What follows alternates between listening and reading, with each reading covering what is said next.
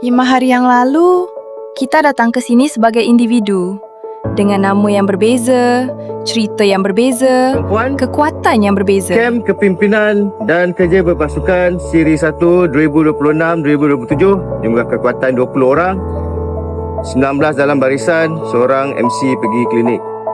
Sedia untuk menerima arahan. Puan, Dan mungkin dengan persoalan yang sama, mampukah aku memimpin?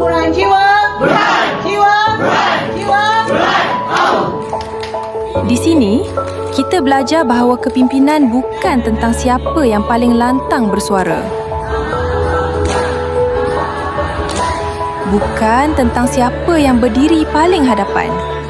Dan bukan juga tentang sebuah jawatan yang tertulis di belakang nama.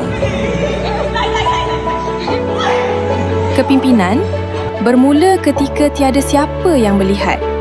Ketika jam menunjukkan 5 pagi, ketika tubuh masih meminta untuk berehat, tetapi kita memilih untuk bangun. Kita berlari, kita berkawat, kita berfikir, kita berdebat, kita tersilap, kita ditegur.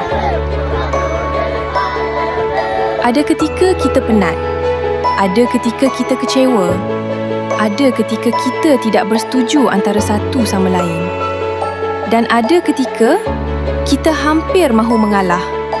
Tetapi di situlah kita mula memahami bahawa seorang pemimpin tidak dilahirkan ketika semuanya mudah. Seorang pemimpin dibentuk ketika keadaan menjadi sukar.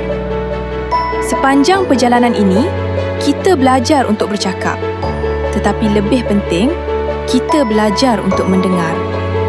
Kita belajar menyelesaikan masalah.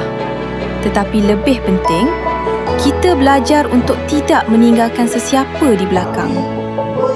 Kita belajar tentang strategi, organisasi dan keputusan.